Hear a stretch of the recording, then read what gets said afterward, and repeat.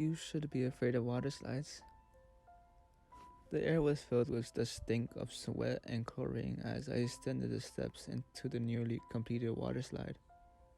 It was advertised proudly as the tallest in the 100-mile radius, and I believed it. I never dealt well with the heights, and looking down over the edge of the railing made me feel a bit queasy.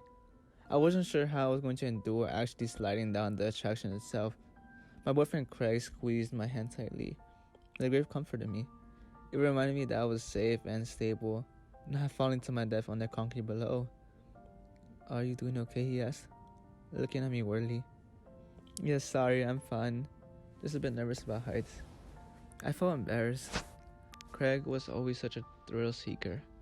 He was into roller coasters, hang gliding, he even went skydiving once. I don't want to ruin this for him. Someone behind me in the line yelled for us to get moving, so I snapped myself out of fear and kept climbing up the stairs. The wind made me nervous. You could feel ever so slightly how the structure would move with it, like the breathing of some kind of giant animal.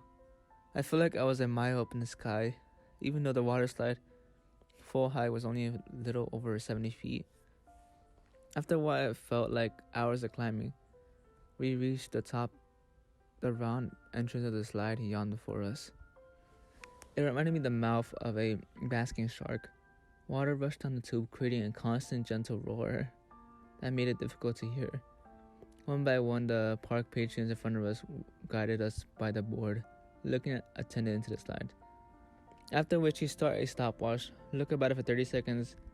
I figured that was how he made sure nobody bumped into one another on the way down. Eventually, it was just me and Craig left in line. I was shaking, extremely nervous, and Craig could tell.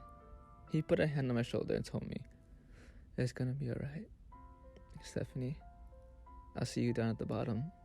His gold tooth, a souvenir from an accident while rock climbing, glinted faintly in the sun as he smiled at me. The attendant motioned for Craig to go next, and with a last loving look towards me, he was pushed down into the slide, whooping and laughing as the rushing water carried him down. The park attendant started at the stopwatch. I felt the time ticking away in my head, second by second. Well, I knew I'd be able to do it. I was so nervous, and it felt like time slowed down as my heart pounded like a jackhammer. Finally, the attendant motioned me forward. I stepped towards the slide entrance, about too close, my eyes rocking down the cool water to my boyfriend below, when suddenly I heard the sound of attendant's radio go off. "John, don't let anyone else go down. We have a problem."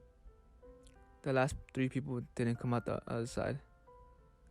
I stopped, still as a statue. I was inches away from the slide entrance.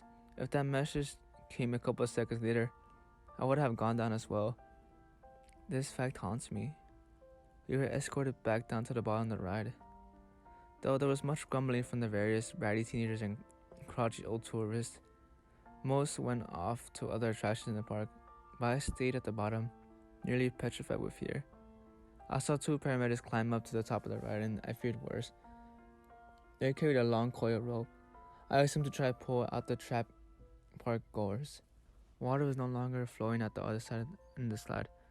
They must have turned it off to make sure no one was hurt or drowned due to the blockage. I waited for 5 minutes, then 10, and then 20. Nothing happened. The paramedics were still up there. My heart was beating so fast. I thought it would explode in my chest. I never before felt so powerless in my entire life. The smell hit me first. It was acrid, acidy. The kind of smell that makes you want to gag.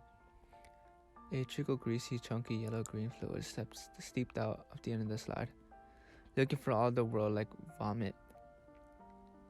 Then came the sound of rushing water.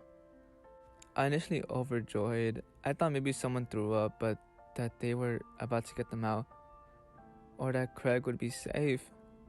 But I was wrong. A stinking torrent of reeky slime and body chunks of me rushed out at the end of the slide. The spray splashed in my face. It burned as I screamed, wiping it off. I could see bones and organs floating in the disgusting slope.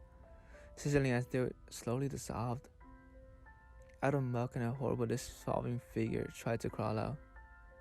A barely humanoid mass of melting flesh, a partially exposed bones. It raised its head towards me and moaned something that sounded so before his lower jaw fell off, landing on the ground with a sickening plop. I screamed when I saw the glowed tube shine out from the rapidly liquefying flesh. I don't know what happened to Greg. The official story is that somehow some clogged dissolving fluid got accidentally mixed into the water instead of chlorine. But that's a lie. It doesn't explain how he vanished for 20 minutes. It doesn't explain how the paramedics' 100-foot coil rope never reached the bottom of a 72-foot tall water slide.